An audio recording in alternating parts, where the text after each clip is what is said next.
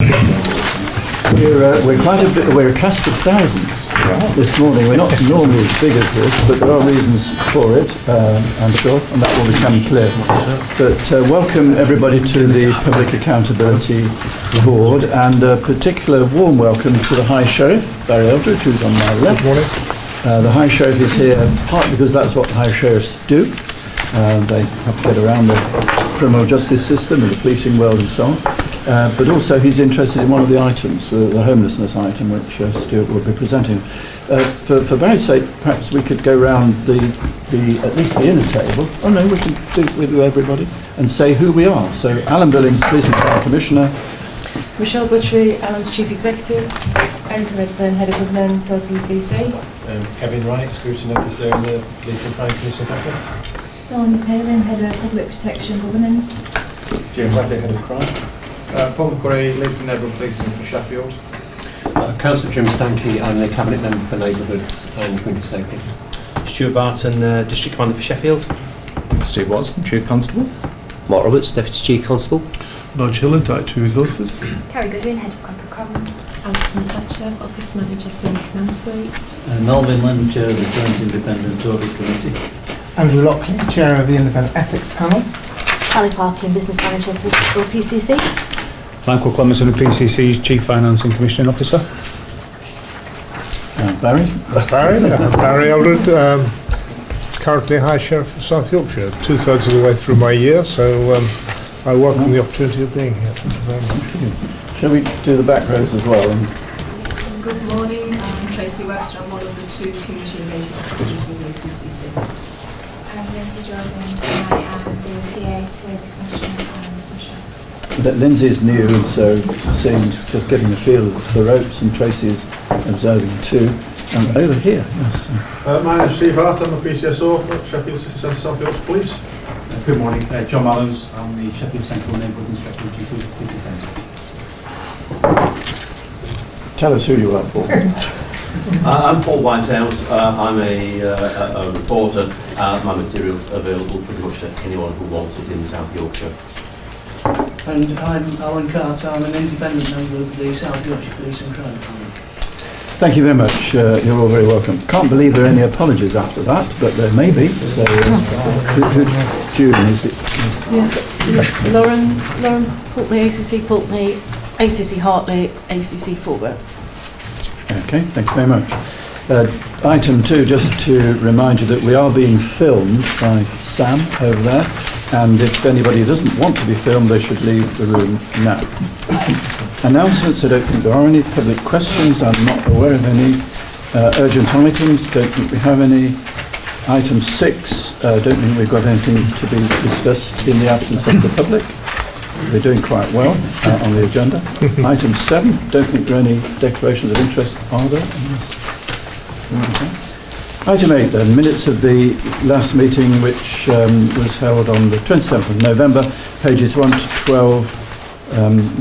Well, shall we see if there's anything in there that is inaccurate or unclear? Or everybody happy with the minutes? Yep. Actions arising, Michelle.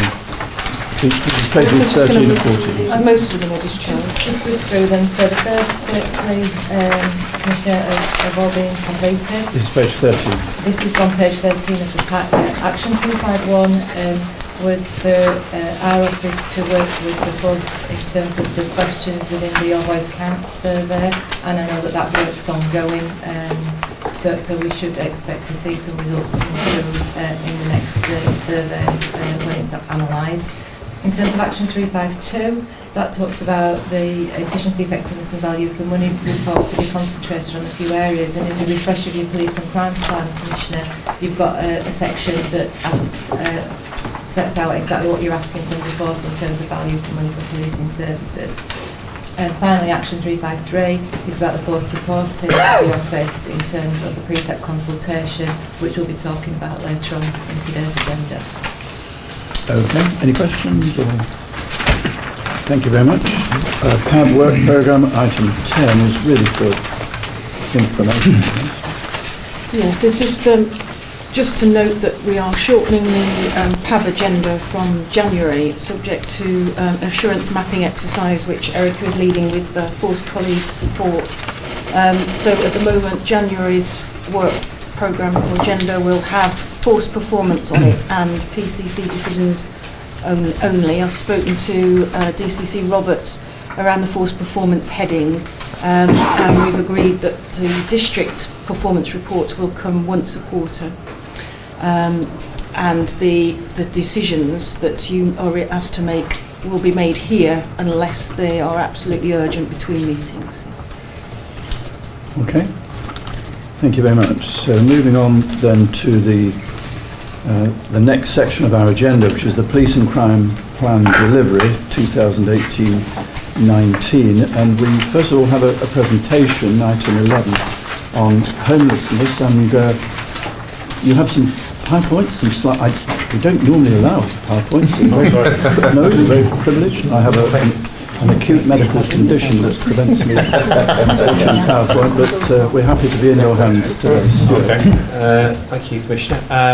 This goes back to over there, give a presentation to people at that board, and we thought, and Michelle asked, that maybe it would be a good idea to come here so people could understand the work that's ongoing in the city centre by some fine people on a daily basis to help us understand the problems that are out there at the moment. So the presentation is actually just given by Paul, by John, but mainly I would suggest the star of the show that is Steve Hart, if you don't mind me saying that, Steve, because he is that star, and I'll hand it over to those capable hands. Can we ask, Steve, do you want to come up to the table, because you're a bit out on a limb there, and I hadn't realised you were performing, but grab one of the table, one of the chairs there.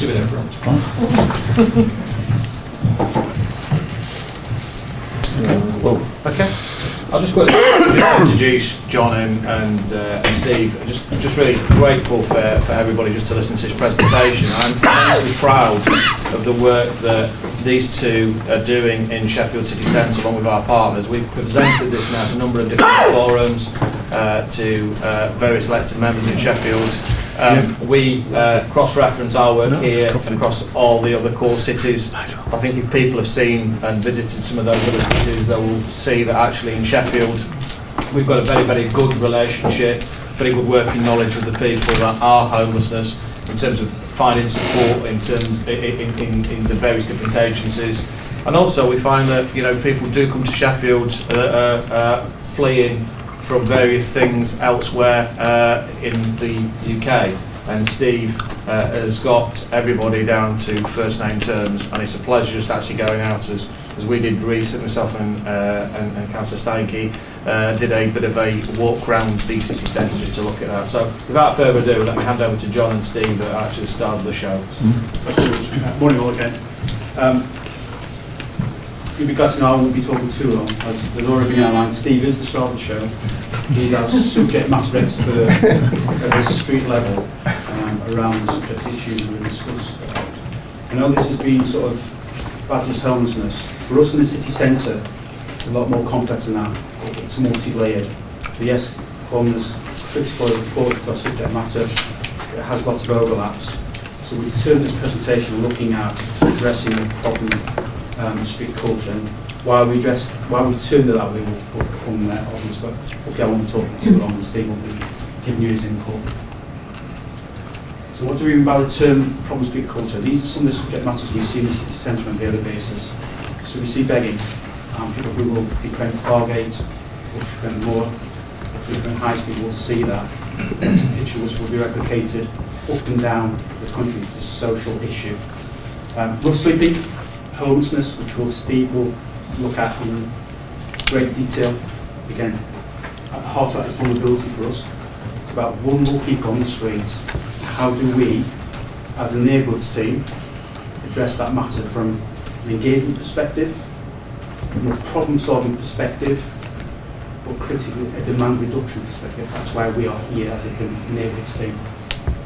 Spikes, a new phenomenon to us.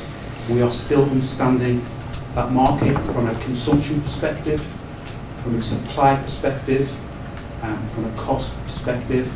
We as a neighbourhoods team are still trying to understand that very complex subject matter, which is the only things that previous two subject areas. Street drinking, and I started off as a big bobby at West Bar. That was the number one subject matter for us in the city centre, street drinking. It is dissipated as a subject matter, but it's still an issue around vulnerability. And everything that goes with that is around this associated antisocial behaviour. That causes one of the massive concerns for the businesses and people in the city centre.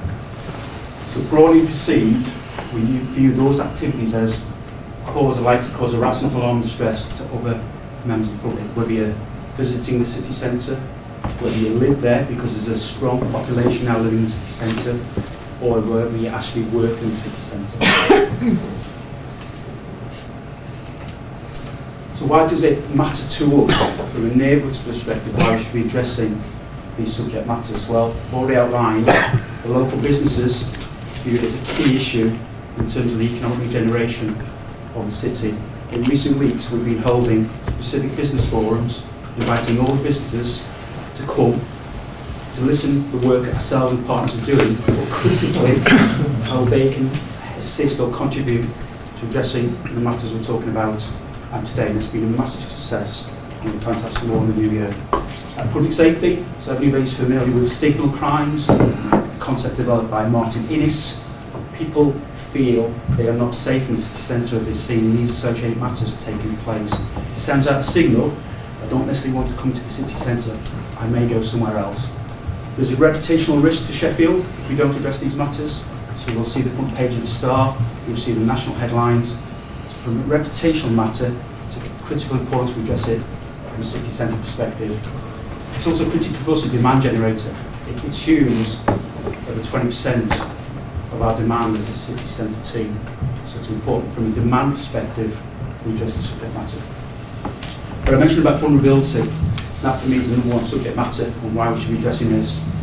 So we have some of the most vulnerable members in our community who are engaged in street culture behaviour.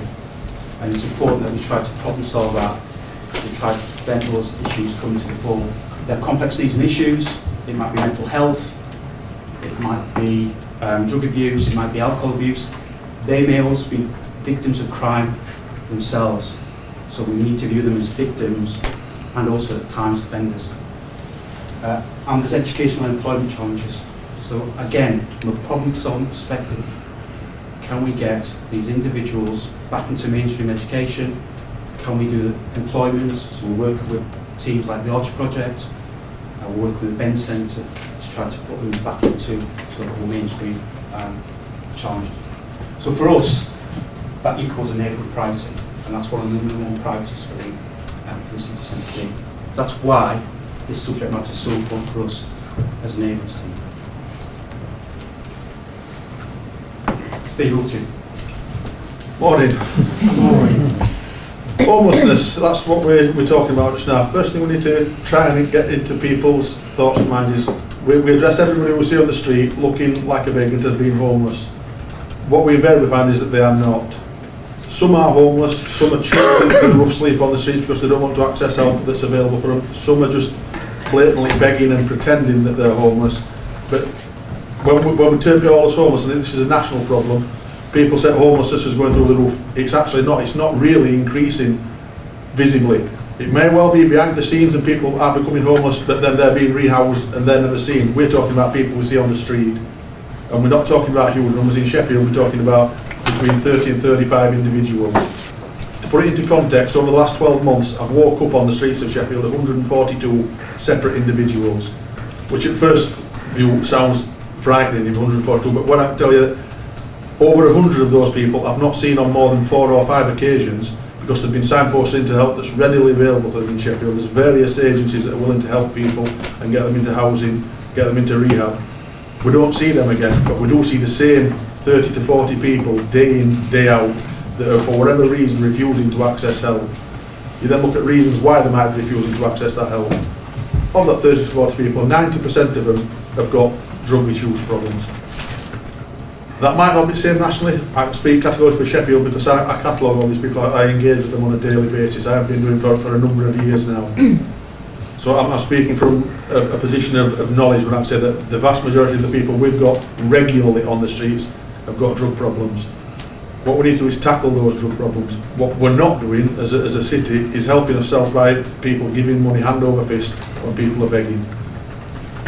In essence, what you're doing is you're enabling these people to stay on the street and pursue the lifestyle that they've chosen.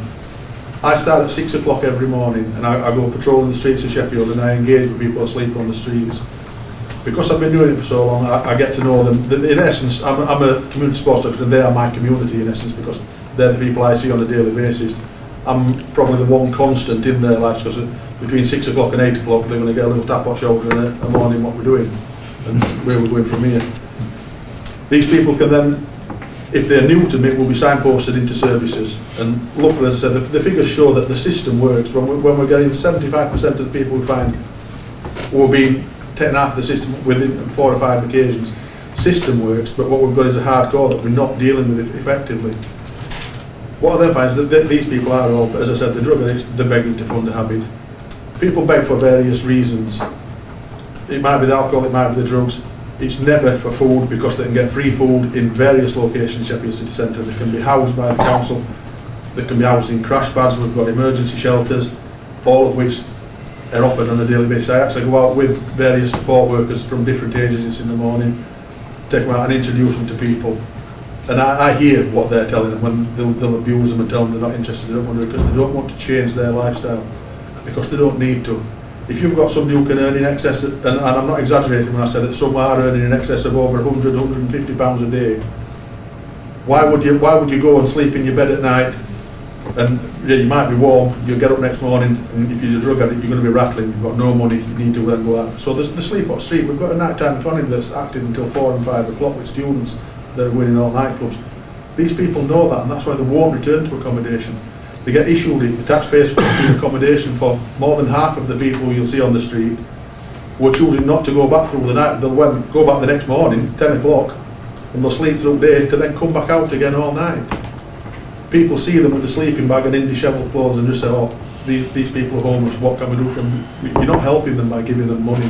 What we can do for them is keep directing them to services, shut off the revenue stream, so that they're, in essence, driven into the help that's available for them. Some will still not take it. As Inspector Mallow said earlier, when he started with a big street drinking culture, I've been here 13 years now, we still have that street drinking culture when I started 13 years ago. But quite a number of those people I was dealing with for street drinking 13 years ago, I'm now dealing with for smoking spice. It's endemic to a percentage of our population that they have chosen their lifestyle and for whatever reason they can't get out of that. In addition to that, then, because you've got all these different problems, you get different factions. You've got people who are smoking spice because it's cheaper than heroin. You've got people who are smoking heroin because they've forgotten heroin from 3 years ago. The two don't tend to mix. The heroin users look down on spice users, and spice is seen as the dirty drug just now. And they'll look down on them, so you get two separate factions for when they're going out begging and there's different reasons. People take heroin out of sight. Heroin's been around for all the years. Nobody used to complain about heroin addicts laying on the street and looking out of it because they'd get the drugs. They'd go and get out of the way and they'd take the drugs. With spice, you get it and they'll roll it and smoke it because it's perceived as not being the same problem. But publicly, people can see them and they collapse over, and perceptions is terrible. It's frightening for people when they see them. We're using ambulances to call ambulances out. People will then get up and abuse the ambulance man when he comes, because within 15 or 20 minutes they're coming around and they're off. Conversely then, going from that, because we've got this problem in Sheffield and we've got such a huge network of things that systems set up to help people, it attracts people in from the outlying areas. We've got people coming to Sheffield from Doncaster, from Barnsley, from Rotherham, because we've got more services here in Sheffield, so they're drawn in for that. Unless we can catch them early when they come in and make sure that the signposts are the correct places, they then fall into the same trap. So they'll think, I'm 100 quid a day begging, I'll have a bit of that. So begging increases again because word of mouth goes round. Oh, you don't need to go to us, you can beg. We've now got a system called Help Us Help that's, I think it's partially funded by Sheffield Council. It's working with different agencies. They're trying to publicise the fact that, look, you're not helping by doing this. To my mind, we don't do enough of that. We don't push the aspect of it's people's self-trust, because it's an emotive subject. If somebody starts saying, oh, they're homeless by choice, they'll say, what would choose to be homeless? and I have taken numerous people out around the table and introduced them to people who are sleeping on the streets, and will see the conditions that they're sleeping in. They can see them be offered the help, and they'll see them turn around and tell somebody where to go, because I'm not bothered. I'm happy doing what I'm doing. But unless you see that, you don't believe it. You can't believe it. To see some of the sights that you see in the morning, unless you do see them with your own eyes, it's difficult. And I understand why people then don't accept it, but that is the case. By giving people money, we're enabling them to continue this lifestyle. And yet, it might be their choice, but it's their choice just now that they're making, because their other choice is, right, I'm going to have to conform to society's rules and I don't want to. All we can do is keep going day after day after day. And sometimes people do realise and say, you know what, Steve, yeah, I have had enough. Can you get me in some way? And then we can get onto different housing services, and we can get people housed, usually, within a week, somebody can have a roof back over their heads. There's sometimes issues where people have been violent in different accommodation, they're barred from various services, but the other framework at Salvation Army will work with them, and then they'll try and find different landlords, and they'll bend over backwards to try and get people in, as long as they're willing to work back with them. But they will never be willing to work while they're getting funded to continue maintaining the lifestyle that they're actually living at this point in time. In addition to, well, we've got the people that are on the streets. Because of that, they fall through the cracks, they're in the criminal justice system. Quite a lot of people end up falling foul of it, and then they find out that they're wanted. I'm there then in the morning. Part of my job is I want to check. Primarily I'm there as a welfare check to make sure that people aren't dead on the street. Then we want to get them away from businesses to reduce demand. We want businesses phoning up saying, I've got somebody in my doorway, I've got needles, waste. Thirdly, I'll check them through our systems. Quite a lot of these people then end up being found to be wanted, so then they're detained and then they're dealt with through the system. Because they're picked up at between 6 o'clock and 8 o'clock in the morning, we're reducing our demand then further on in the day where they might be causing other antisocial behaviour, because then they're away and they're themselves. They're done, they'll be dealt with. Sometimes that's enough, sometimes they'll be back out the day after, depending on what courts are doing, and we start the whole process again. That's not going to alter, it's just something that is a fact of life that we keep dealing with. But while we keep going at it, we're doing it constantly. We're chipping away at it. And as Gaffer said earlier, if you look around at other cities, Sheffield has got a problem with perceived homelessness and certainly rough sleeping and begging, but not in any stretch of imagination which has comparable sized cities. Even Nottingham, which is smaller than us, they've got a worse problem than we've got. We're managing it. We're not getting rid of the problem, but we're managing it. We're not doing all we could do, because obviously you're tied with restraints, what you can and can't do, but we are managing ours. It's not increasing to the same amount that other cities are. In a nutshell, that's my role, and that's what I'm doing with homelessness. I don't know if there's anything else that you'd like. Well, thank you very much indeed. That's a very graphic portrayal of what you do and what the issues are in the city centre.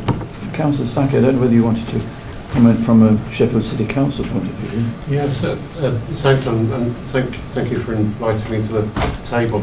I suppose 4 things I just want to say in terms of that, partly just echo how John introduced Steve. I mean, I've been out in the morning at 6 o'clock with Steve, and I think if you want an example of the humane state in terms of how we get that balance right between the interests of other people and the interests of the certain vulnerable individuals. So I think that's a perfect example of it, and that's very much credit to Steve's humanity doing that.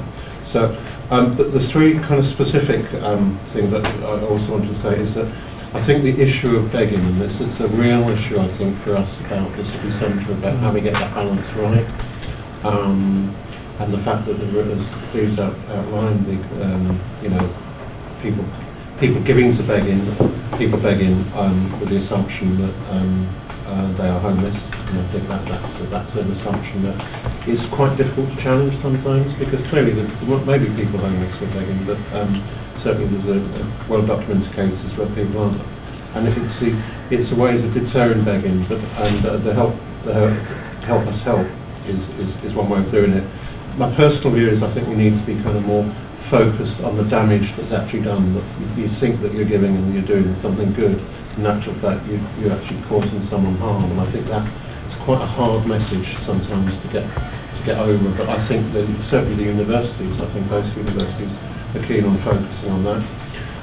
Second thing I want to say is about the sense of proportion about it. That having in terms of spent a fair bit of my life working around homelessness, I think that Sheffield range of services here are good. I think the range of services across South Yorkshire are not bad.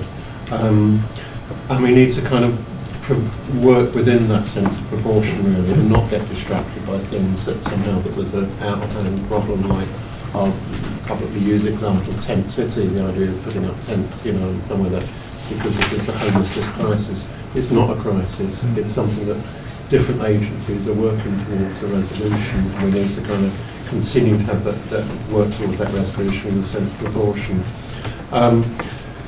And the final thing is just, I suppose, and this does worry me, is the fact that people are being drawn into Sheffield because of the services being here. And I'm not saying that we should stop people doing that, but I think for me it's actually about working across South Yorkshire and perhaps broader about how we ensure that there are more localised services in terms of what in Doncaster Barnsley, for starters, to stop people coming here in terms of, as much as I'm proud of Sheffield and understand why people want to come here.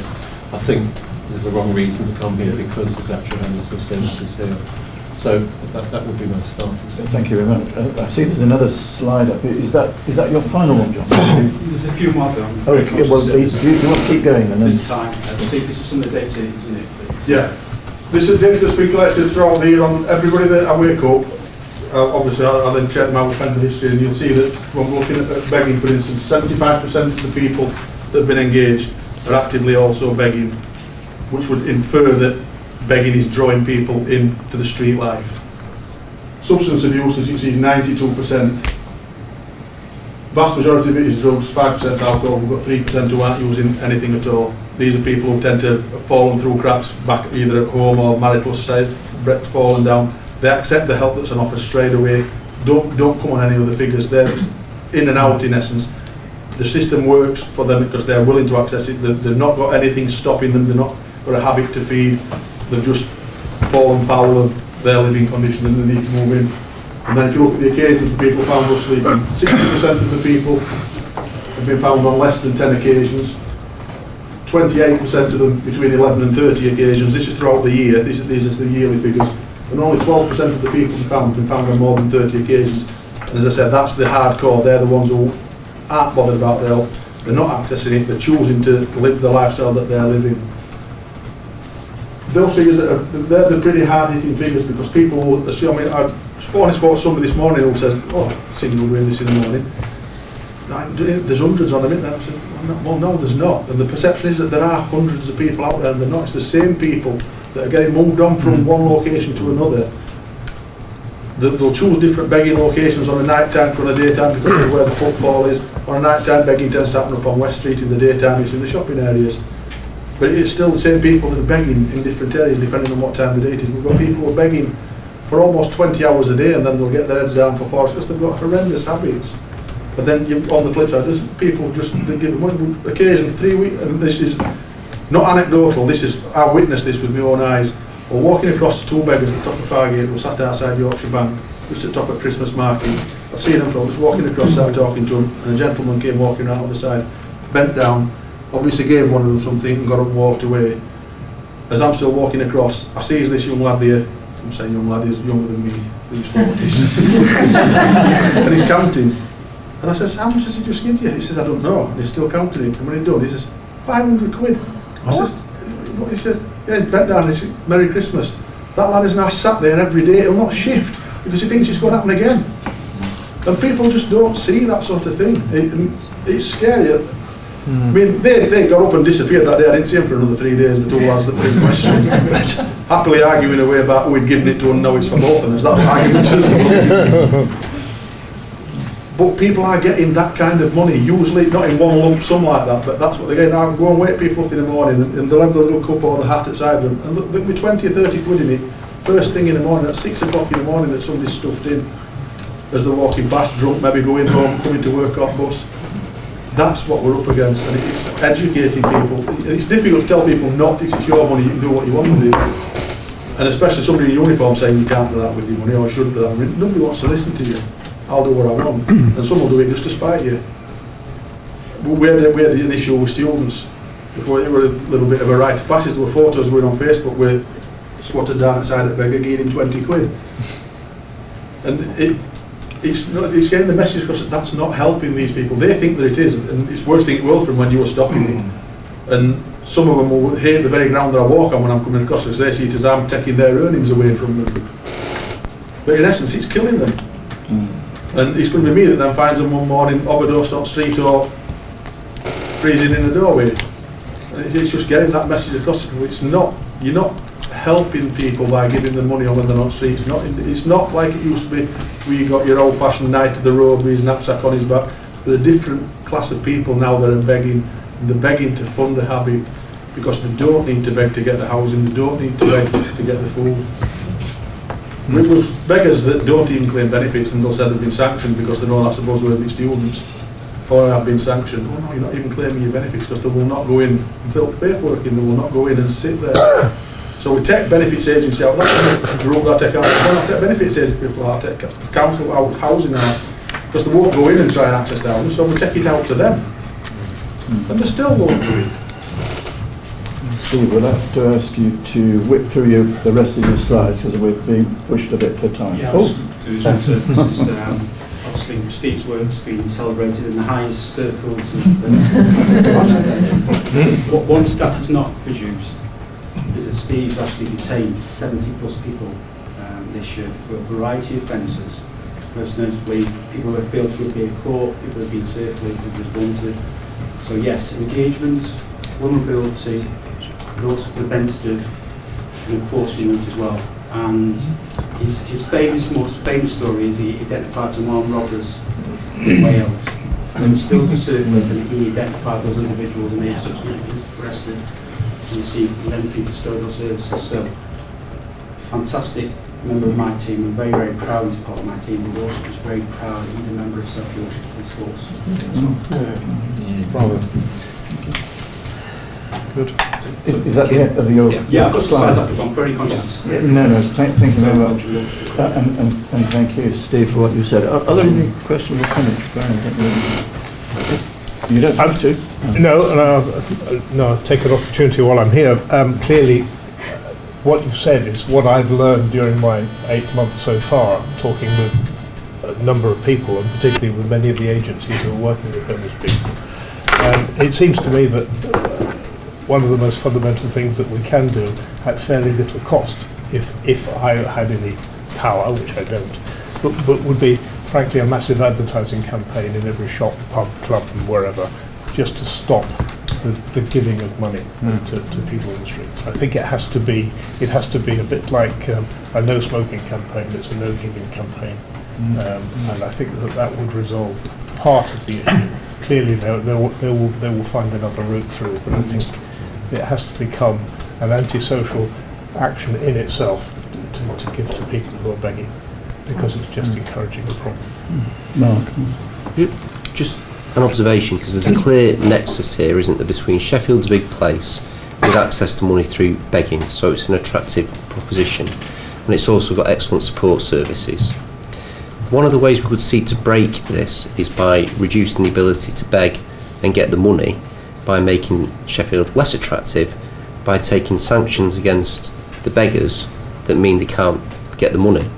And one of the options around that was potentially arrests around the Vagrantry Act, or using CPNs or other means. But when we come to try and do that, Stuart, or yourself or Paul want to talk, some of the lengths we've been through to try and engage that sort of route of going the judicial route, we end up in a bit of a vicious cycle with unsatisfactory outcomes. And do you want to just touch on what the experience of that is? Yeah, I mean, it's a bit some real challenges. The team do make those arrests for the Vacancy Act, and ultimately, in terms of a suitable sanction, what I would really like are opportunities for treatment orders and various other methods of disposal open to the court, which does require some of the partners to do various things.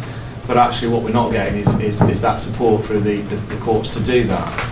As some of you around the table know, we've also been working very closely with our colleagues in the council around the PSPO. The real bit around the PSPO for me was not around just the individuals there, but actually when they come together as a group. Because when they come together as a group, that becomes really antisocial. And if you go near the cathedral, which many of you will know really well, there are lots of ladies that work in the solicitor's offices, and I use that term ladies because they're the ones that are feeling intimidated, where they're having to be picked up on a night by their partner because they actually don't leave the building, because actually groups are coming together outside.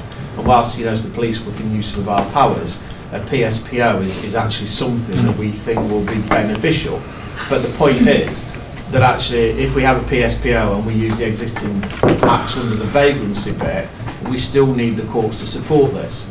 You know, I've been asked a few times now, along with many things, to go with our team of solicitors here to actually talk to the judiciary to present this. I've not yet managed to get down there to do it because it's quite a delicate act. But that would be my ask in terms of how we can support that in terms of being able to present this. Because what we're not trying to do is criminalise people. What we're trying to do is ensure that, one, Sheffield is not an open door for everybody to come to, but second, as you can see there, that lots of people we do signpost to good services. There is a small minority of people that are persistent, that the ones that we really want to be able to do something with. Yeah. Well, the judiciary are always nervous when you comment on sentencing, etc. But we do have ways of meeting them. We do, and I wonder whether, in a way, because it's perfectly legitimate to bring, you know, whether through the LCJB or some forum, because actually it's perfectly legitimate to make a request of Her Majesty's Court Service to put on a specialist vagrancy court, and for the magistracy, because these are not indictable offences, so they will be magistrates, to bring on a cohort of magistrates who will sit in judgment on these very cases, but imbued with the wider context, because in many respects here we've got, I think, the solution to an intractable problem, but it just feels a little bit circular in the sense that it's self-perpetuating at the moment, because the story about the chap giving 500 quid, of course, naive and all the rest of it, but, you know, hats off, there's somebody there who's generous in spirit, good-hearted character, who thinks he's doing the best for somebody in straitened circumstances. So we seem to have a lot of misdirected goodwill, and I think the High Sheriff's point about, you know, almost you want to signpost that goodwill into supporting the local authority with services that appear to be working.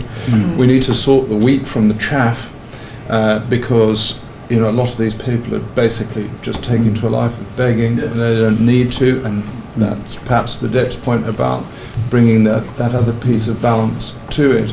But there is something, and I sort of certainly endorse Councillor Stikey's point about there's some lazy thinking knocking about in this world where, you know, there's a lot of homelessness, let's have tented villages. People are hungry, let's have food banks. And I'm not making too controversial a point, but the reality is I could open 15 food banks within 10 miles of this headquarters, and the demand for those food banks would be massive. Now, am I creating the demand or am I satisfying the demand? If you're going to produce free food, don't be surprised if people turn up and take the free food instead of spending the money in a shop. I don't mean to make too bold an extrapolation, but actually there is some lazy thinking.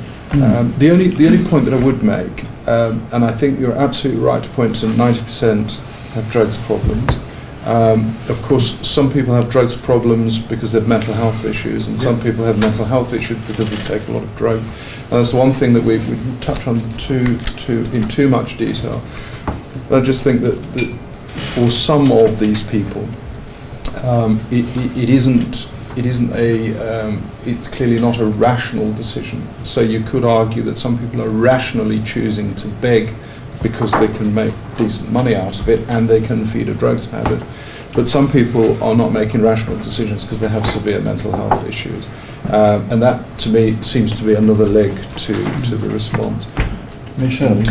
Yeah, just to finish off, probably, Commissioner, I think that the reason I thought it was important for PAB to see this is we've heard the Chief and Chief Officers talk about the neighbourhood model and the reintroduction of neighbourhood policing and the aspiration in terms of reducing demand and allowing response officers to do what they do best, etc. And for me, the presentation and hearing Steve talk so passionately about what he does brought all of that to life for me. Correct. ACC Hartley talks about getting that balance. I know Councillor Steinke mentioned that balance between engagement, problem solving and enforcement.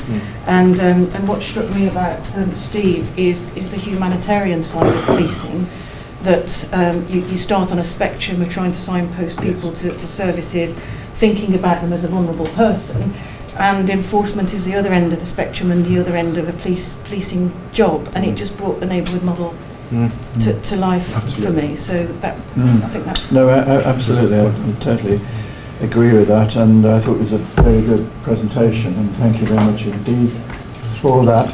And the points that have been raised by Jim and Paul and Chief and Deb, perhaps we can think about that again in another forum, because I think there are issues that we need to take on beyond here. I'm sure. But clearly with begging on the streets increasing by government figures 73% over the last 3 years, this is a major problem that's not just a Sheffield problem, it's a nationwide problem. That really is something we all need to think further about.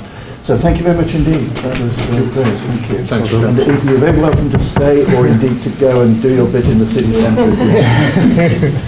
Thank you. So have we won your round to PowerPoint yet? Have we won your round to PowerPoint yet? Well, that's a proper use of PowerPoint, I think. It's the ones that just have a script and then they just read the script that drive me rather insane. Don't load my PowerPoint then.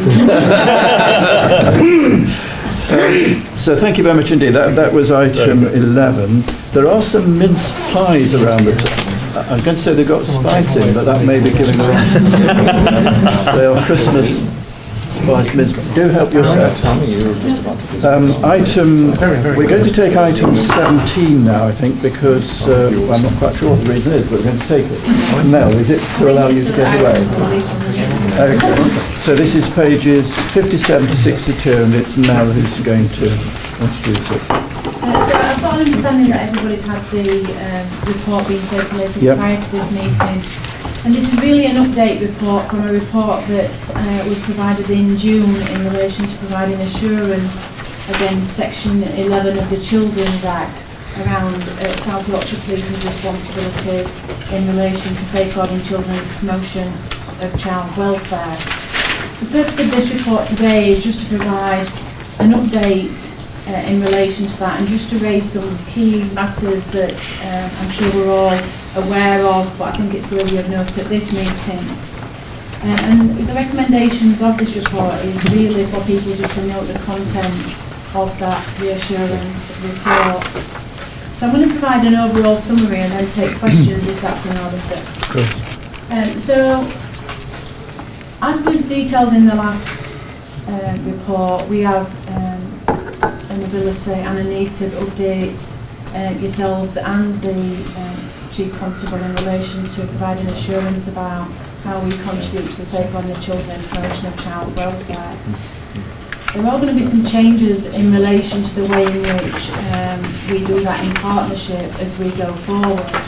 And the Children and Social Work Act 2017 made changes in relation to how that would be delivered, especially around the governance structures that we all know as the local safeguarding children boards. And what that change will be is that rather than dictating how that will be delivered and it being mainly led by the local authority, the rules in relation to how it's delivered will be relaxed to some degree, so that actually working together, local authorities, the clinical commissioning groups and the police will work together to create structures to deliver that governance around protecting children. And the only requirement is that there remains some sort of independent governance of that structure, and also that those structures provide an annual report that provides information on how that is supporting the protection of children. Those plans are required to be published in June of 2019 with a view that those structures will be implemented by September 2019. And just to give you some assurance, each of the local areas, because the proposals are that we will, Steve, 4 different structures across the county. The plans in those areas are progressing and looking at ensuring that they are fit with timescales in relation to ensuring those structures exist. So who's taking the lead here then? I mean, it's the 3, but essentially who's driving this? Is it the CCG? Or? There is no lead. They are a group of 3 agencies who have each part of that requirement. Now I know there's always a concern wherever you've got 3 people, it's not people, but authorities in leading something. But previously the local authorities led, but actually that will be removed within this when this comes into play. And there is being a lot of work done across the country to try and support organisations in making those changes. So it is, the Act actually defines that those parts are equal in ensuring that safeguarding is provided. But you, the police, will make sure it happens. Yes. Mr Forbert is leading in relation to the police and working with the district commanders who are working with their community safety partnerships and colleagues locally to ensure that those structures are in place. But we can't compel. No. We can provide good office and direction. You need a bit of impetus behind these things. We always provide impetus. Always provide, okay. Supercharged. As the premium partner. Keep going. I think it's fair to say that because the local authority have led previously, I won't say they are leading it, but obviously they are keen to ensure that the new structures don't undo any of the We're satisfied it's happening. It will happen. Yes. That's all. Recent work? Just in relation to the changes just around that, it will also impact on serious case reviews and child death protocols as well, and that work is also ongoing. In relation to our recent work, we have realigned our Protecting Vulnerable People programs. They were previously delivered locally but managed centrally, and they are now managed by the district command teams with a view to those having a coordinated approach to safeguarding child welfare alongside obviously other areas of business locally. That did see some increases in police resources in protecting vulnerable people and also within our multi-agency safeguarding arrangements and some additional training to ensure that those staff are equipped to deliver safeguarding.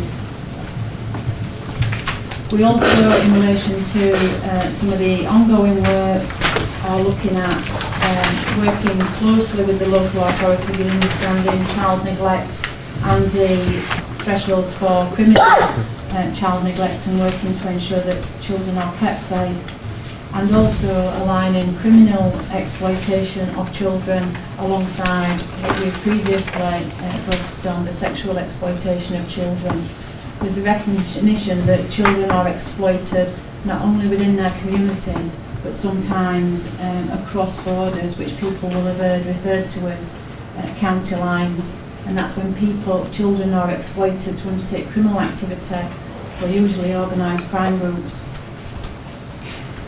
So we are working to deliver a county-wide strategy in relation to that.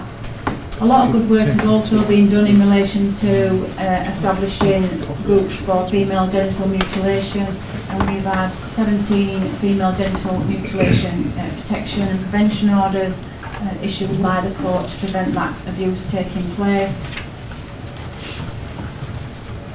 Just in relation to the governance, we see multi-agency audits being undertaken within our groups and also subgroups in each of our local children's safeguarding boards will look to govern delivery in each of the 4 areas.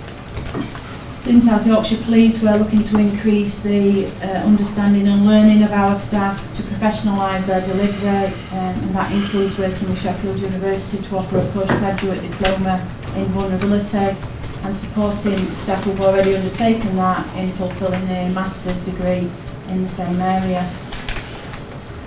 So just in relation to our challenges going forward.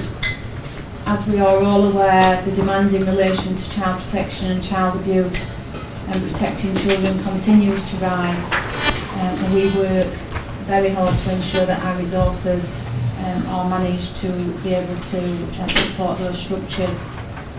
One of the difficulties we do see, and that's as a partnership, not just as policing, is the capacity of services to support emotional and mental health support for young people and especially teenagers.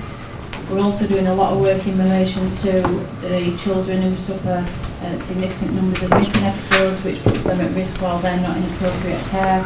And we're introducing a protocol which started in Doncaster but is now being shared across the force to improve the response to missing children, especially those who are looked after either in local authority care or in private homes.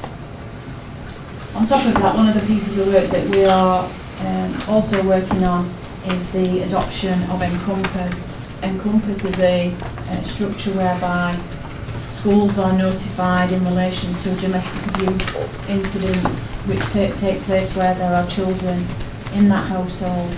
And this is because of the recognition that domestic abuse has on children and not only their emotional state but also on their academic development. So we are looking to work with local authorities to implement that. Essentially, is that who you need? It's the local authority to agree to this, to cooperate. What we need is local authorities and education to support the delivery of it. Now the challenge is identifying, because education is such a widespread structure with no sort of focal point or a single point of contact.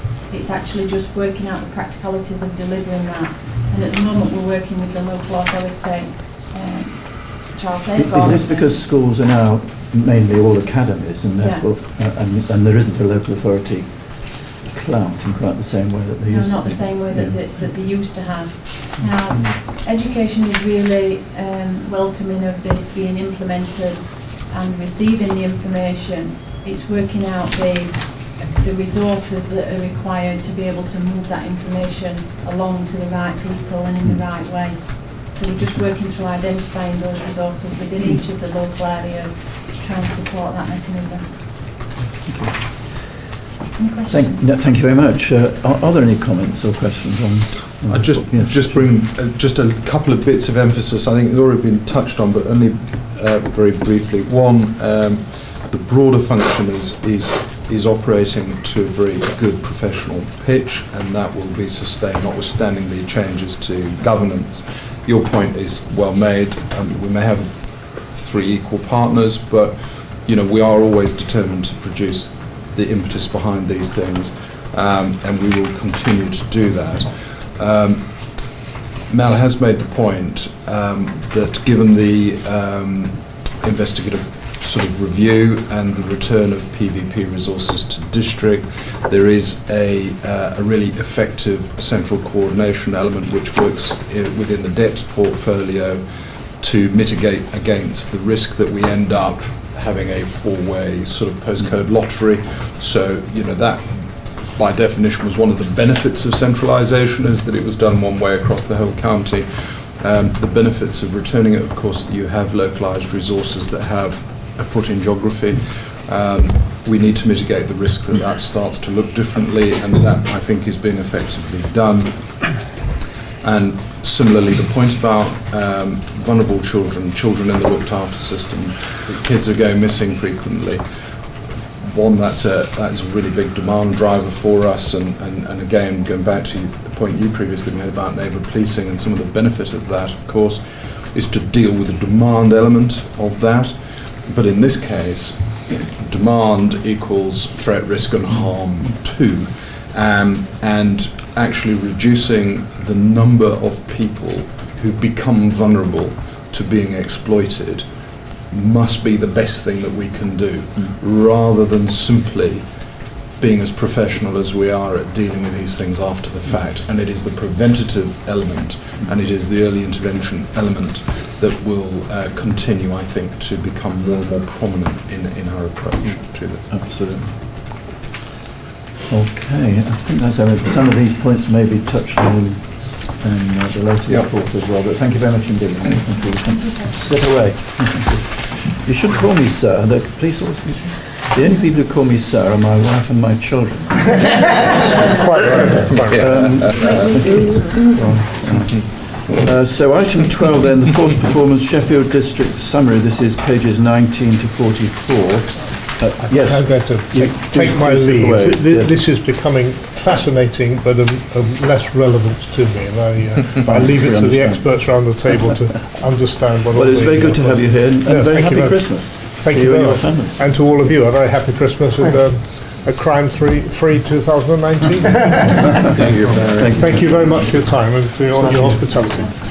Mel, can you show the High Sheriff out so we don't want to get him lost in the building? Thank you. Assume, Stuart, that everybody's read the report and it's quite comprehensive, quite detailed. There are lots of things you could highlight. Therefore, given the time, I think we leave it to your judgment to pick on a few things. Yeah, fine, sir. Commission. I don't mind what you I know you're promising record. Exactly. It is a lengthy report. As a matter of fact, we actually, when we sat down as a command meeting to go through it, it was a lot lengthier than this because there's probably things that we wanted to put in here. They're not in there. I'll try and summarise where we're up to with it. I suppose the last 6 months have been a tough time for Sheffield. Some high-profile incidents and some local media which has been brought to our door in respect of Darnell and some of the tragic incidents that happened following the fatal road traffic accident. And as we always try and do, and I think hopefully Paul will bear me out on this, we have a strong command team that works well through some of these tragedies, including our command team, Jim, because whilst he's sat to my left here, he's been an absolute star for us as far as helping out when things have got tough, and for which I'm extremely grateful. He lends that support. He's here today, and for me, it's been very much a man that I can rely on in difficult times. So for that, I want to say thank you, Jim. I want to talk about some of the positives in the report. I think it's an honest report as to where we're up to. We know we have some work to still do regarding some of our demand reduction. We know there's some difficulties out there that we need to continue to challenge and face. It isn't a perfect picture, and I definitely can't promise the High Sheriff for crime-free 2019, but I'll do my best. Just focusing on the neighbourhood policing teams, there's no doubt that goes from strength to strength. You see John stand up there and do the presentation with Steve.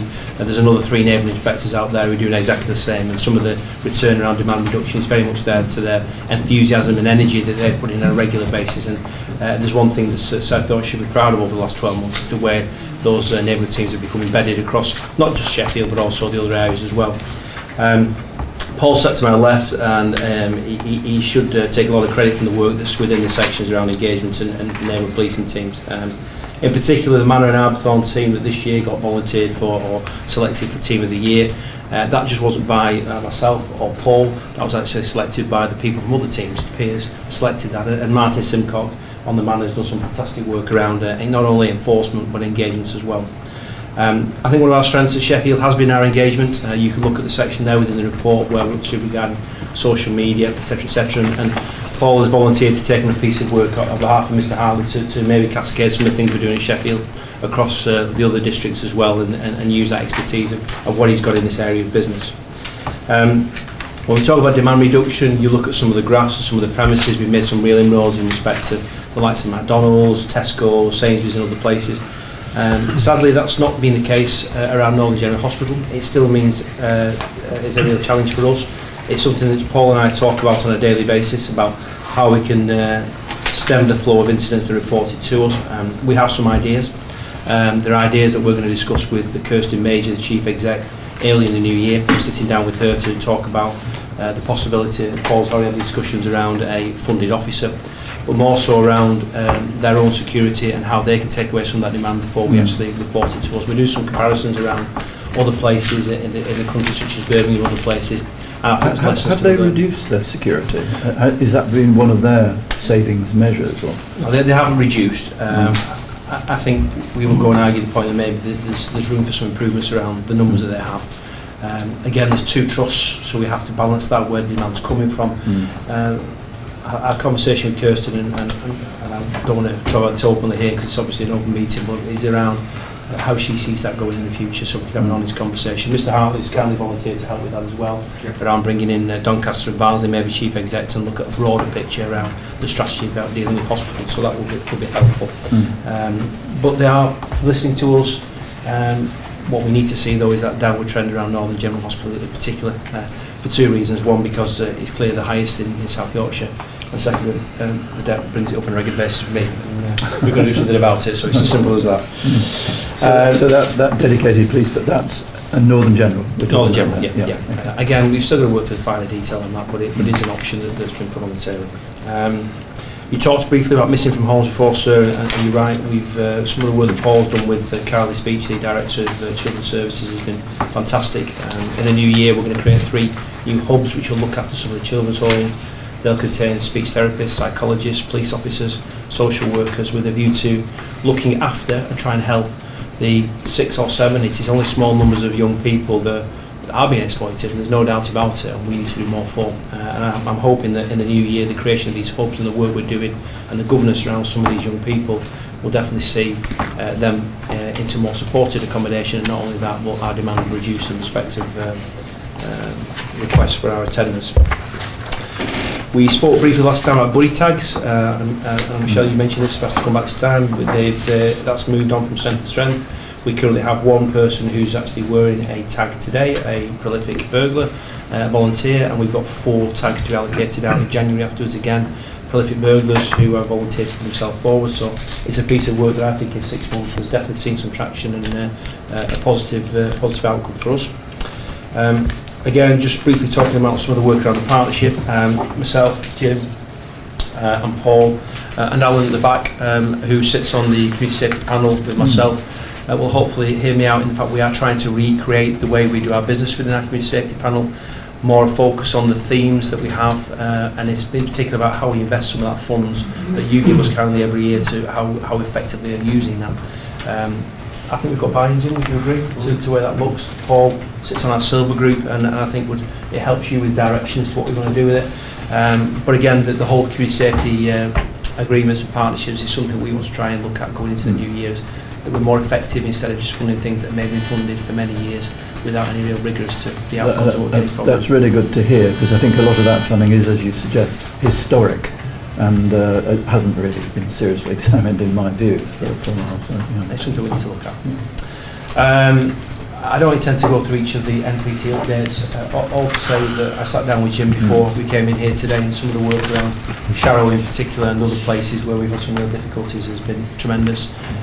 Each of the NPTs has given an overview there. When we asked for a brief overview, some of those overviews were 3 or 4 pages, and they went on and on because there's some fantastic work ongoing. It's very difficult to break that down, but it gives you some headlines of what we do within our. And you would say that it's the reintroduction of the neighbourhood teams that is responsible for this reduction in antisocial behaviour, or at least partly? I think we've got a huge part to play in that, and I think it's around also some partnership work as well. There's a real cohesive bond now between some of our partners, street ambassadors, people that are working on a regular basis around the towns in that community. We didn't have that before, and there's no doubt that the focus we're giving some of our PCSOs and PTs has been a driver for that reduction. Anything else you want to ask me about the MPTs in particular? No, if you crack on to crime. Okay, so crime, earlier this year we saw the reduction of our criminal investigation department and protecting vulnerable people. There's no doubt with any change that's had its challenges, but I personally feel that that localisation, as with the MPTs, is now providing some fruits.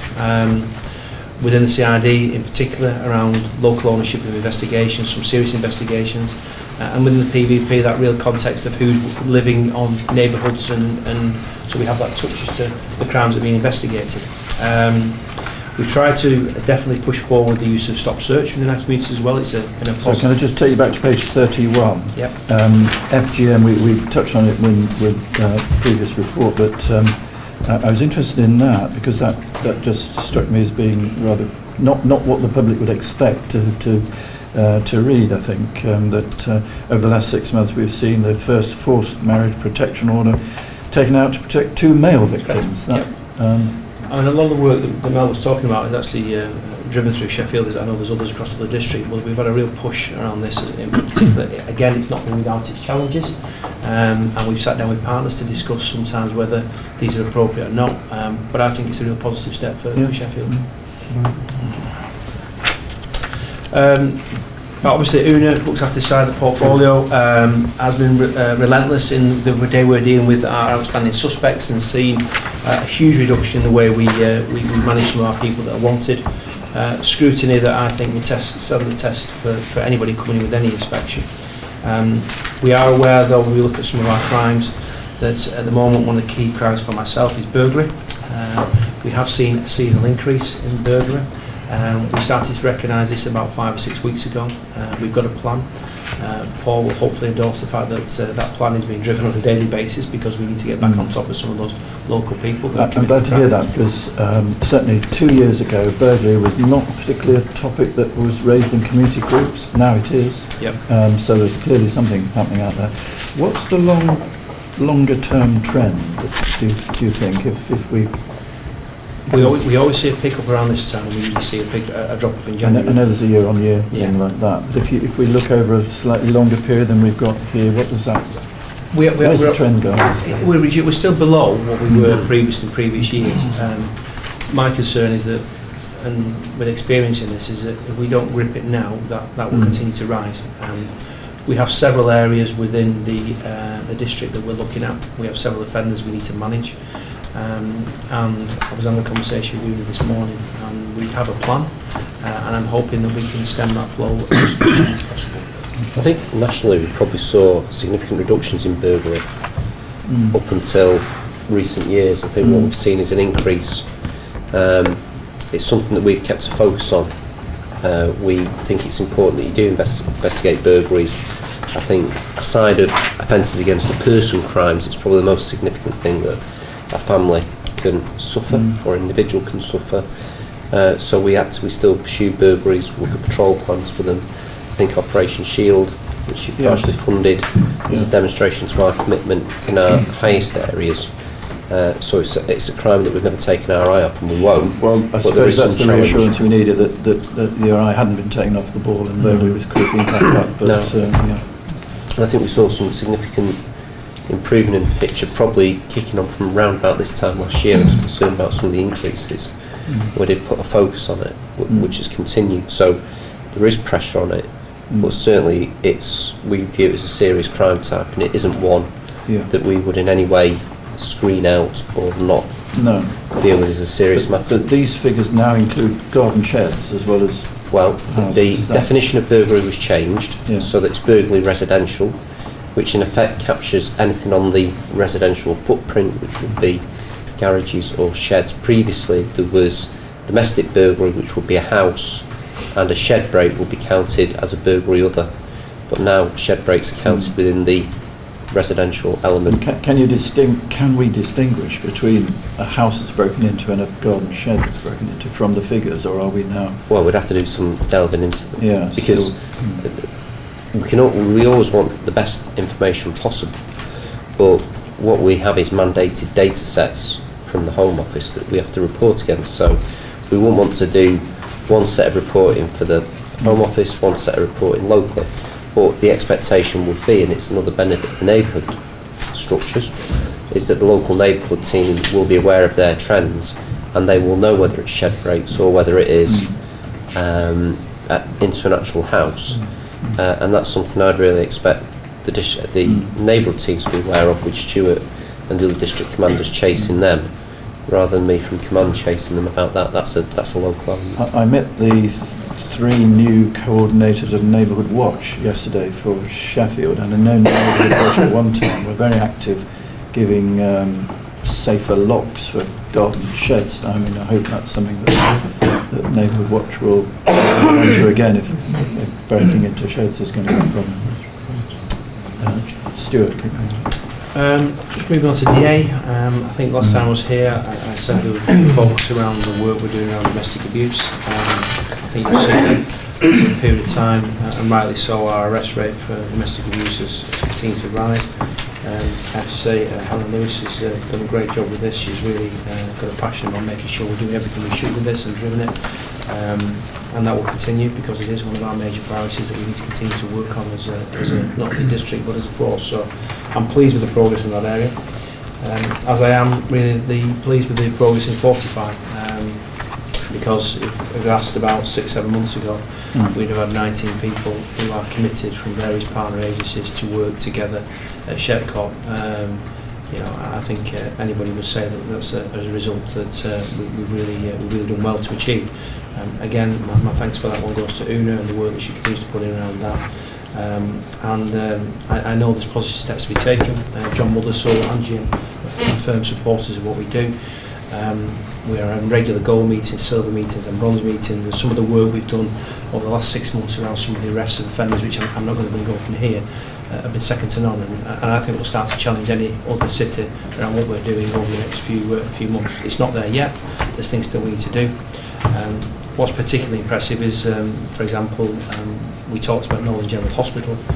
They've committed at least £5,000 to have the Navigator programme, which is similar to the Glasgow model, with a view to increasing that to £70,000 over the next few months of that work, and that's all within a short space of time. So again, positive steps. Navigator is where someone goes in when someone turns up with a blade injury and starts to talk to them about it. At the point of crisis, to families, to them, to friends, and again to get buy-in at such an early stage is good.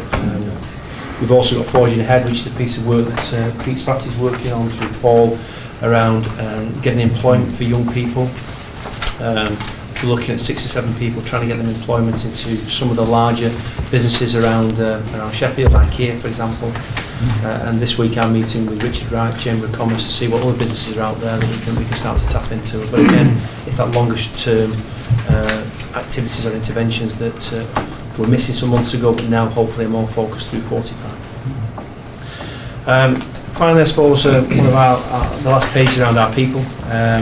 Shelley Hamsley does a fantastic job within the team around resourcing and looking after some of the things that people don't see. The work around the bridge, we had several number of people who are on restricted, recuperative or adjusted duties that we brought together, and they are starting to take some of the work from frontline staff, which is enabling them to focus on other things. The bridge is a concept that we came up with probably about 6-7 months ago, but I think the figures are there to be seen as far as the work that they're taking from the frontline officers. Those that are on restrictions, it's given them a bit of purpose, a bit of value as well. And ultimately it's affecting our sickness figures, and at the moment they've dropped considerably to low levels, and a real positive aspect for those people that are struggling to get it back onto the front line. Our aim though with anybody though is to get them back onto the front line, but it gives them a place where they can go for a period of time before returning. I suppose disappointingly, again, as was highlighted in the report, is our return regarding victim satisfaction. We spent a lot of time on the bridge trying to do callbacks to unattended crimes. I think I don't know exactly the number that was quoted there on the sheet, but I think it was over 100 and something callbacks to victims, and yet we haven't seen probably the return in our non-attended crime for victim satisfaction. We're hovering around the 76-77%. It's something that I'd like to try and improve over the next 6 months. It's a conversation I'm having with Shelley only this week to say what can we do differently, how can we improve that. We've got some ideas. I think some of this is more around our own internal governance from some of our inspectors about looking at dip sampling and being more rigorous around that, and that's something we're going to push tomorrow at our business day when we talk about business governance in 2019 and what that's going to look like. But at the moment it's probably at a percentage that I'd like to see some improvements, and something I'd like to drive over the next 6 months before the next meeting to come here. On that, Stuart, if you need any help from our staff are involved with victims a lot in terms of the services, victim support, etc. We're also running the Victims Voice project, so we might be able to give some insight there as well, if that helps. Thank you, appreciate that. So overall for Sheffield, I think it's been a difficult 6 months as far as the some of the critical incidents we've dealt with, but I think as a team we continue to move forward with some innovative work as well. We know where our demands lie over the next few months. That's around Northern General. We'll do more in respect to that. Definitely around victim satisfaction. It's a priority. Maintaining the rates in respect to domestic abuse. and just as important for me, looking at missing from homes and trying to reduce some of those numbers, but provide support for the young people that are unfortunately exploited on the streets of Sheffield. No, it has been a tough period, no question about that, and but also some very good results, some good outcomes in the courts, for instance, which are not particularly obvious here, but we're aware of that. Alan, could I just make an appreciative comment about local policing? I'm not doing this just because Stuart asked me to. But last night in Stannington we had a street nativity, which always attracts hundreds of people, and we had PCSOs there, which is the first time for some years that that's happened, who were able to engage positively with the 400 odd people who were attending. It was good to see people talking to them and then talking to police. I mean, 400 people is probably more than they get in normal contact. So doing traffic control, obviously, discouraging ASB behaviour, because this nativity goes from pub to pub, as is probably well known.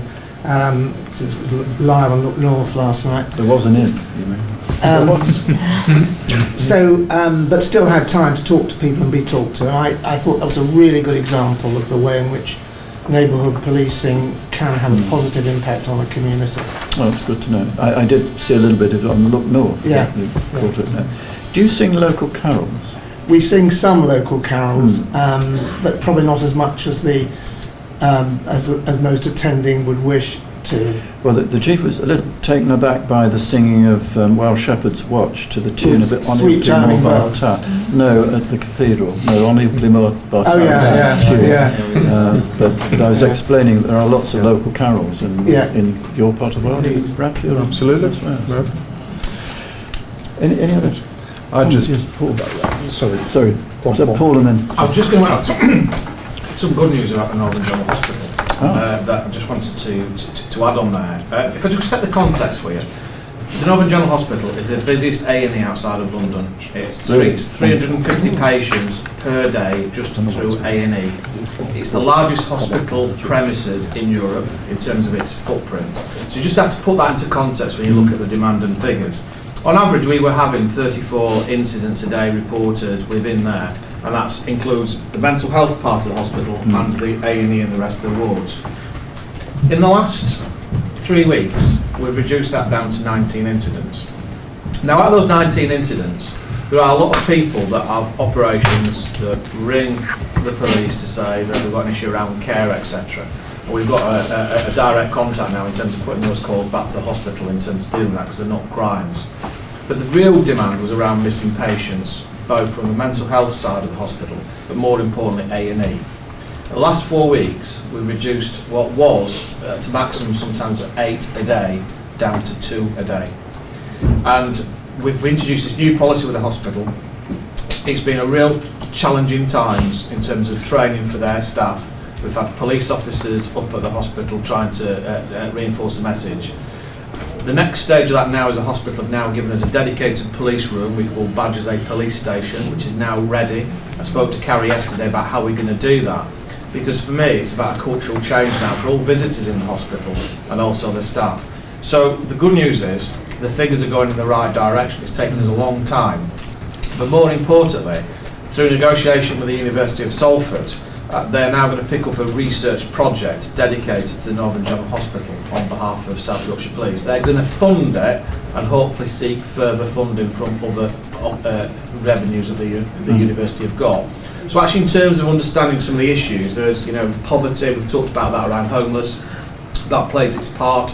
You see an increase in the use of drugs, both within the mental health side of the hospital and also within the A&E bit. All of those raise concerns around how patients are dealt with and how we pick up from a policing perspective some of that vulnerability.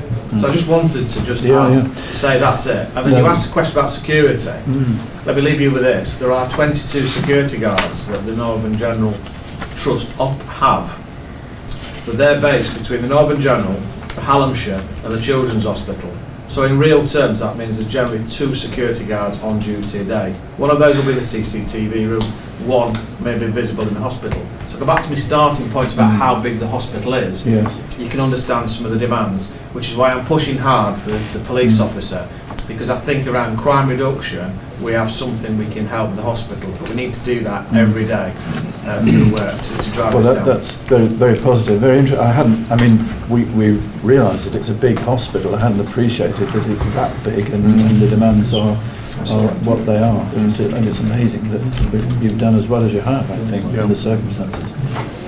I was just going to touch on a couple of points very, very briefly. I don't need to talk any more to Op 45. I think Stuart's done it justice, but I think that has a real opportunity for us to build upon, and I think there's a lot more we can do using that vehicle, but an excellent example of good partnership stuff.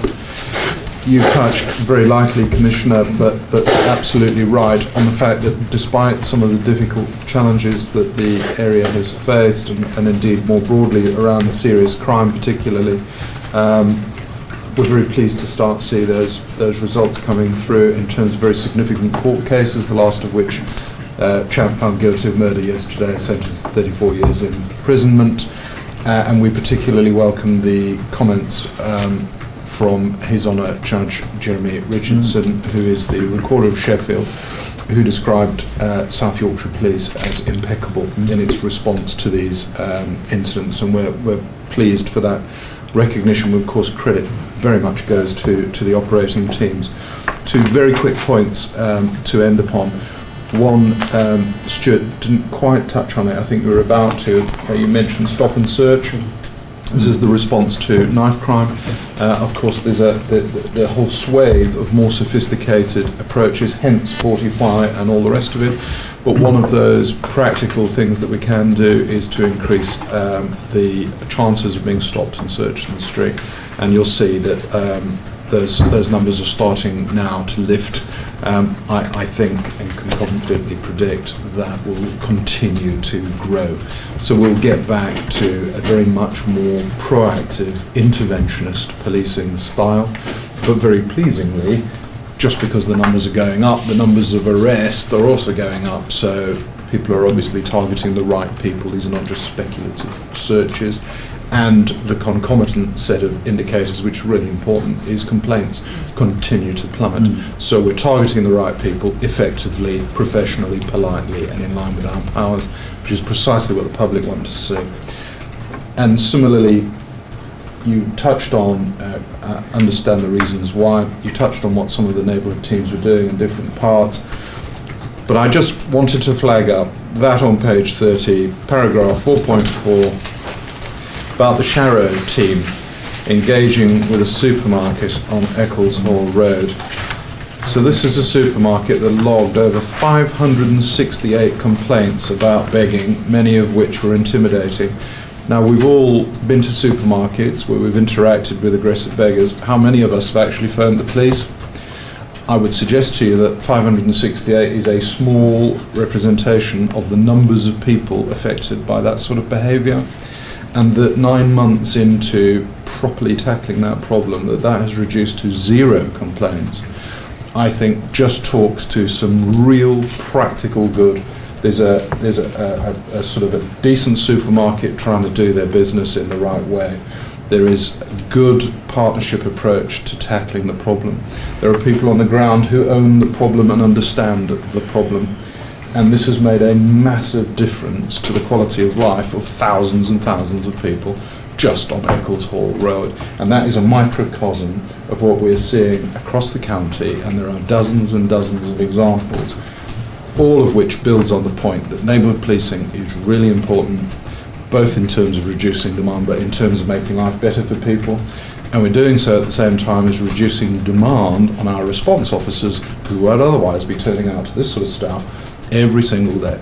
So it's just, again, I know I'm emphasising the point, but this is where the true value of neighbourhood policing is coming to the fore, and we can more and more and more populate the narrative with practical examples of where people are doing fantastic work.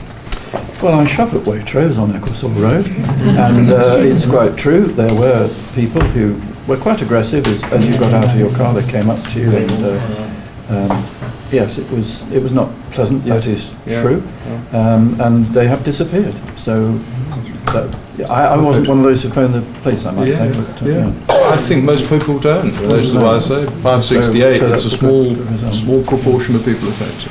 So the mince pies are from Waitrose. Very good. Well, thank you very much indeed. I think the only bit that troubled me was this victim satisfaction. It's a real puzzle as to why that should have sunk so far, and anything that can be done around that, I think we'd be interested to know. And we'll have a look at what we're finding as well, and whether we can feed something into that, because it is a troubling statistic, and I can't immediately see all the reasons why that should be so. But, thank you very much. Thank you. Again, you're welcome to stay or to go, whatever you want to do. So we're on to item 13, which is forced performance against safe communities outcomes of the police and crime plan, pages 45 to 56, and this is Mark. Yeah. I think we can probably deal with a lot of it relatively briefly, Commissioner, because I think it probably talks at the strategic level to some of the examples that Stuart and the team have put across so thoroughly in terms of the district level. So I think if we look, just going through some of the headings, again it's emphasising at the force level in the first couple of pages about the demand reduction we've seen in the top 10 locations for each of the districts. You can see the improvements there with the bar charts in red. It's something that's reflected all across the force. So it Can I replicates. just stop you on those? Yeah. When you look at the hospitals, would you see this reduction at Northern January, Barnsley, but Doncaster goes up and Rotherham too goes up. Disappointing or? Well, they're not easy to solve, and it talks about the figures on the other side. I think we do recognise it though, and Dave, as the ACC lead for this, chairs and oversees the overarching force approach to hospitals, so that we do try and take what we learn from one place into the other, so we do get a degree of consistency. So we'll have visibility of all the success factors at the different hospitals. They will be applied, but then that comes into how we work with the agencies, how the agencies respond, and the different capabilities of each of the locations. So I think from our perspective, we're happy that we catch the good practice, we will cascade it and share it, and we'll seek those good reductions across the board. I also think, and it's only a theory, that there may well be, in the case of the hospitals particularly, there may well be an element of increased confidence in reporting, because we're now actively engaged with each of those hospitals through a detailed sort of approach.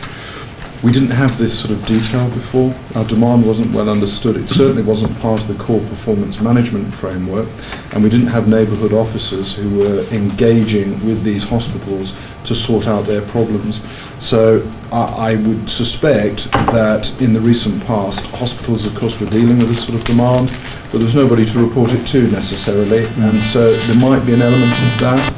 But what is absolutely clear is that I think those numbers too will start to fall in those hospitals, because we have people who now own the problem and we understand it, which is a massive difference. Another area of significant demand for us is missing persons. Again, I think we've talked to it, and I think we've talked about some of the good work that's been done. Doncaster really active in terms of engaging with Ofsted around of care homes, so for young people. I think it's a sad factor of the time of year that we're already seeing an increase in a number of people going missing at the moment, intimating suicide. So it's something that we're alive to. It is a seasonal thing, but we'll try and apply all the good practice we identify from around the districts in an even-handed way.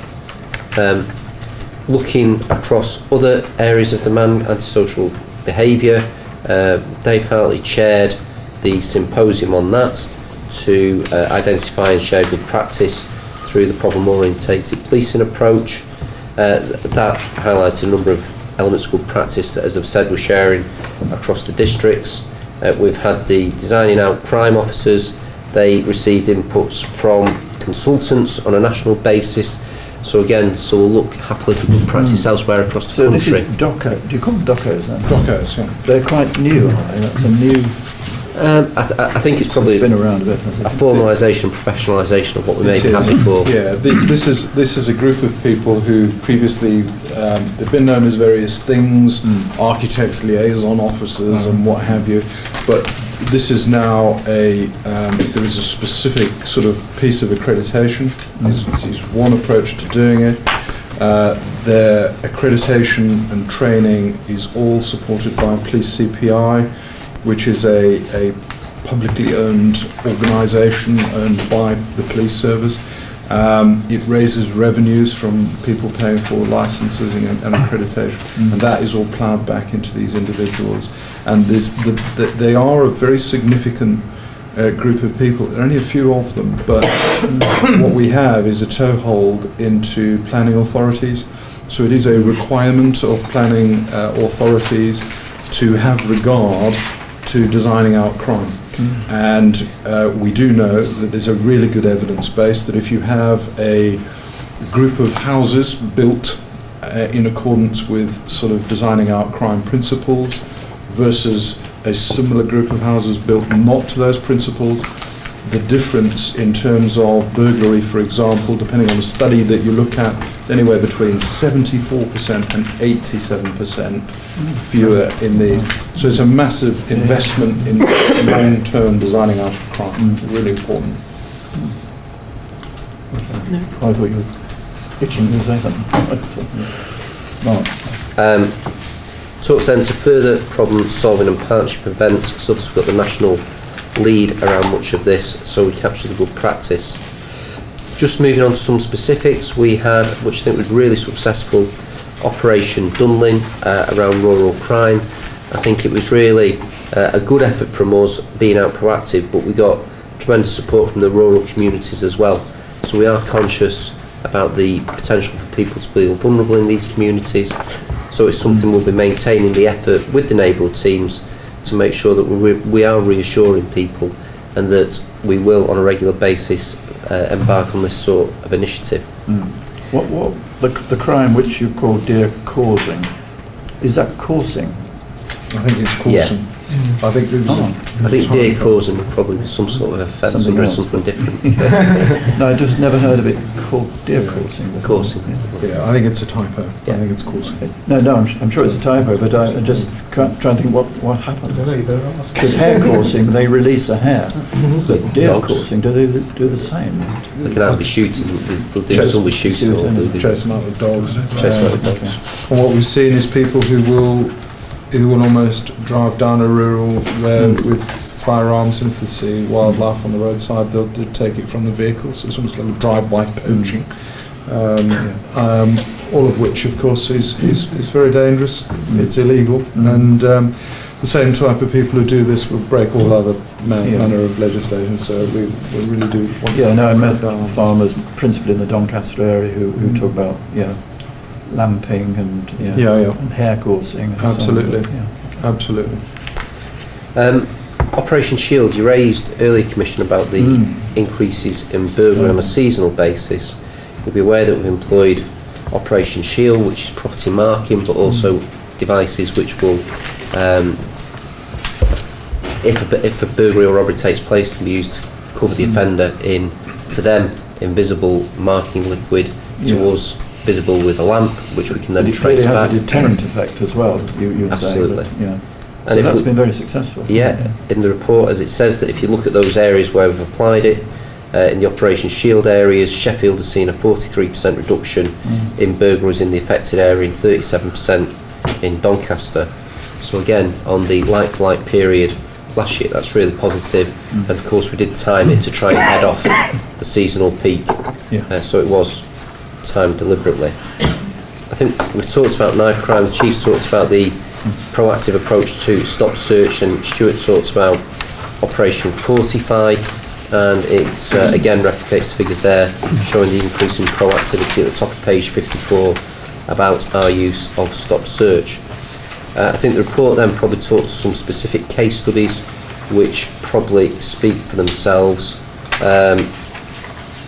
Beyond that, unless there was any interest in those individual ones, we've launched Smart Contact, which you're aware of, again, bedded in, but so far encouraging, and that should give us the platform for further developing that element of service out of Atlas Court. No, it's a very encouraging report, and I had no further comments. Does anybody else have any comments? Kevin, did you? No, I'm not getting on. They've all been very good. I felt we ought to put a notice up over our door saying abandon hype, all ye who enter here, but actually they are good reports. It's all factually. Yeah, good facts. Thank you very much. On then to PCC Strategic Financial Planning Process, item 14, Strategic Planning. Eric? I think item 16 takes care of where we are with the update, and both 15 and 16 taken together actually. Okay, so shall we look at 15 then, which is yourself, Michelle, is it? Yeah, there is a report that's been distributed at the beginning of this meeting that awaited the Chancellor's announcement on the police grant. Mike's just going to introduce the consultation report just by talking about what the Chancellor's statement meant in high-level terms. So last Thursday we received the funding settlement, the grant position and the notification in terms of the referendum cap for the increase in the council tax precept. So carefully I'll word that. That had been delayed by a week. It was due to be announced on the 6th of December, which was the date that clashed with the Brexit meaningful vote that was intended at that point in time in Parliament. It was deferred a week. We got information last Thursday. The headlines nationally have been around this settlement giving £970 million into policing. The analysis shows that if the precept is maximised, that works out at £813 million towards local policing. And that's a blend with just over £300 million nationally and in terms of an increase in grant. Now, all of that is consumed by the increase in pension costs for police officers in terms of the increased employer contribution rate. So that's been nationally modelled as just about funding the totality of the cost for pensions. And then around £500 million has been estimated nationally as available with the increased precept flexibility for police and crime commissioners of up to the equivalent of £24 on a Band D property. What it means for us locally in South Yorkshire, we're working through the numbers still. Nigel and I are meeting further this afternoon and in terms of the impact on next year's budget and also our medium-term resource strategy. This has been a settlement that's been announced for just one financial year, so the next financial year ahead. And some of the grant that I referred to as going towards a pension cost is a question mark in terms of whether that's recurrent funding or non-recurrent funding, because an element of it announced as pension grant was funded from Treasury reserves. So we're not clear if it's effectively built into the baseline moving forward, and these are ongoing issues to explore further. This is a draft settlement proposal before it's then finalised by the Home Office and Treasury in January. And the reason it's a one-year settlement is, A, that's what they do, but B, the comprehensive spending review is yet to be determined. So over the next sort of 12 months ahead, with the process of finalising the new government-driven spending review, so effectively setting new departmental allocations for the next 3 to 4 years from next year. I suppose the good news is that we've got the cash for next year. We can see our way through next year, but it assumes that you're going to put the precept up by the maximum allowable. And in a sense, what government is doing increasingly is setting the precept for us locally, because if we don't do it at the maximum, we don't get the money, and we put ourselves in real difficulties. And it's very difficult for us, South Yorkshire, to go then to the Home Office and say, help us with the special grants, if we've not maximised our revenue possibilities here. It's a really difficult position they go and put. Yeah, because the risk is you can't go back retrospectively to levy an increase that wasn't maximised, let's say, in a previous year. Okay. Nigel, did you want to add anything? No, I think Michael's covered all what needed to be covered. Thank you. Any questions or comments? Okay, Michelle. Okay, so the funding position is clearly the backdrop to your statutory consultation. You're required to consult with communities in relation to the precept amount that you propose to the Police and Crime Panel in February, but also you clearly want to do that, Alan, to inform your decision making, to detect the mood of the public in relation to that. So in relation to the report that's headed Provisional Police Grant and Public Precept Consultation circulated this morning, which was delayed because of the announcement, I wasn't going to cover the background, which has now been covered by Mike, The key information section at section 4 just talks about what Fiona's team, the engagement team within the OPCC do. Tracy is a member of that team that sits in the room today, and there's been an ongoing engagement and consultation exercise around policing priorities and around the mood of the public in South Yorkshire around funding and what the public are paying for in terms of the reintroduction of neighbourhood policing and other improvements that the force has made, and the HMIC FRS gradings, etc. So there's been a continuing dialogue with the public by both the Chief Constable and force colleagues and by the OPCC around the changes that the public can see visibly this year, and their feelings of safety, etc. So on the second page of the report, there's set out there the engagements that are specifically around consultation opportunities that have occurred and that are to come, but those are being added to all the time. And at the bottom of that table, it talks to the fact that your precept recommendation has got to go to the Police and Crime Panel, and they take a view in relation to that. So the results of the consultation that will be opened up this week, we're hoping. The survey will be online and through the put out to the public through these engagement events. It's a 5-week window. It closes in January, and the results will then come back to your January PAB Commissioner, that will then inform your discussions with force colleagues and the work that Mike is doing with Nigel and force colleagues around the budget setting process. I think it'd be true to say that what we've found so far is that people are saying we recognise the force is stretched, as all police forces are across the country. We're willing to commit more, but we do want to see something visible for it, and that may be neighbourhood teams or whatever. And of course HMI saying good things about the force. All that is important. So we'll test that out over the next few weeks, and then we'll make our decision about the precept. Yes. And just in terms of adding a little bit more South Yorkshire context to the headline number, so the government always expressed a precept in terms of the Band D property impact. Well, 75% of properties in South Yorkshire are in either Band A or Band B. 58% approximately are in Band A. So £24 on a Band D, so effectively it was a sliding and reducing scale for a lower band. So the £24 on a Band D equivalent for South Yorkshire would be £16 on a Band A, of which 58% of our properties in South Yorkshire are on, and just over £18.50 on a Band B property, and around 18% of properties are in a level. But because of that, it's more of a struggle for us to raise the money on given our Indeed, it gives us a lower council tax base. Surrey, say, or indeed, or somewhere else. But yeah, okay. Thank you very much. I think that's everything. Just finally, thank you, Carrie, for offering this year to sort of put that out there in terms of increasing the reach in relation to that consultation. Thank you. Item 16 then, the draft police and crime plan.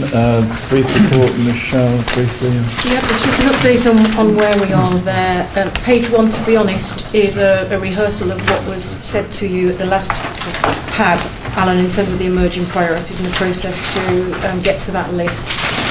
You had, on the last occasion, this is paragraph 3.8 of that report that again has been circulated this morning. You had shared your draft narrative with the Chief Constable and the Chief Officer team through DCC Roberts. We've received some feedback from the force which we are reflecting in the next iteration. Now that we've had the Chancellor's statement, Mike is able also to write the finance section that will go into the plan refresh, and you've asked for a section on value for money, efficiency, effectiveness, to go in, so we just got to add that in as well, which is fed by the budget position. So paragraph 4.4, it talks about next steps, which is that the draft plan that we produce on the basis of that feedback will be circulated to key stakeholders, partners, etc., and the Police and Crime Panel, and that will go to February. It joins the precept proposal, so that the panel will be looking at both the precept proposal but in the context of your refreshed plan, so that they see the narrative there.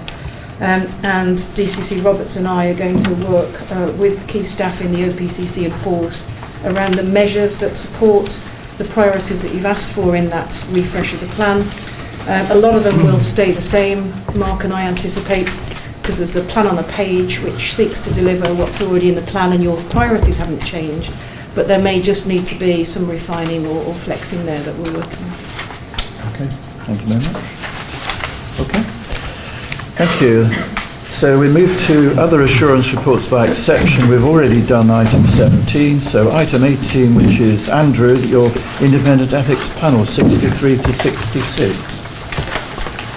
Alan, thank you very much. I'll take this as quickly as I can. You were, of course, present at the last meeting last month. There are three main areas which we covered and want to report on. The first is hate crime. We were taking this earlier than we would otherwise have done because of HMICFRS's thematic inspection on this. And its list of recommendations for chief constables and other agencies to implement. Superintendent Sarah Pullman took us through the South Yorkshire response to all of the recommendations, and on the whole we felt that the self-assessment showed that the force was in a good position on this. There are perhaps two things worth commenting on particularly. The first was recording of hate crime, which has long been a difficulty, I think, in terms of finding the right category, or indeed recording offences as hate crimes at all. We were told that great strides have been made in this, but Superintendent Pullman was very frank in saying that there are still gaps in crime officers making their routine records, and the importance of this is that when accurate records are made, it helps identify potential repeat victims of crime, of hate crime, which is obviously a risk for all police forces. I'm sure everybody remembers that terrible case in Leicestershire a few years ago, which was a disability, a hate crime. But we thought it was a great credit to the force that it had recognised that there might be an issue here and was stepping up compliance. Secondly, on diversity, equality and inclusion, which we consider on a regular basis, Alan, at your request, one of your statutory responsibilities, let me just pick out a couple of points, because some of this repeats what we've heard about in previous meetings. Staff grievances, which comes to us presumably because an analysis might reveal that those with protected characteristics have more grounds for grievances. I have to say that the report we had suggested not in relation to ethnicity, faith and sexual orientation, but there might be there might be issues relating to gender and disability, and they're set out in paragraph 3 under the diversity, equality and inclusion update. I don't think at this stage I need to say more about it. It's something perhaps to watch. The disability linked grievance, I would just say this, grievances focus on applications for reasonable adjustments and ill health retirements which haven't been granted. But we're not in a position obviously to take that any further. It's just worth, I think, flagging it up. And the other point which was mentioned in the report which we received was in relation to, if you like, the attrition rate of those who don't actually complete either their training or their probationary period. A 95% retention rate, which is what this force has to the end of the probationary period, would be very good by any professional standards. However, just to leave the senior command team with a thought, of the 15 who left during the probationary period without completing it and before being confirmed and posted, almost half were from Barnsley. I don't mean originated in Barnsley, I mean were serving in Barnsley. I understand that has been drawn to the attention of the district commander. Again, it's probably not for us to follow that up, but I imagine that's something that might be further discussed. And finally, or thirdly, we are beginning to consider, perhaps rather tentatively at the moment, issues raised by the introduction to policing of new technology. We had a very useful presentation from Detective Superintendent Una Jennings on the evidence-based investigation tool. That's well known to the senior command team, and I suspected that the poor Dep had sat through this 3 or 4 times before. But obviously it was a new audience and we asked different questions, I imagine. We will come back to that. But other new technology, including algorithm-assisted decision-making, which I think the Chief might be familiar with from Durham, is something which we need to get our heads round, as also is automatic facial recognition, not, I understand, planned for this force, but was in the news again this week in relation to the Met, and my colleague, the chair of the Met panel, has been, or her panel's been doing some work on that, which we'll obviously look at and make available if it's going to be of any use. I'm sure this is an issue, the ethical questions raised by the use of advanced technology, I think, is something we will come back to. I did say there were 3 things. I probably ought also to report that we've decided that individual members of the panel should become single points of contact, SPOCs, for subjects which come to us on a regular basis. So we've now asked individuals to take on that role in relation to hate crime and stop and search. We'll no doubt follow that up with other. Yes, thank you.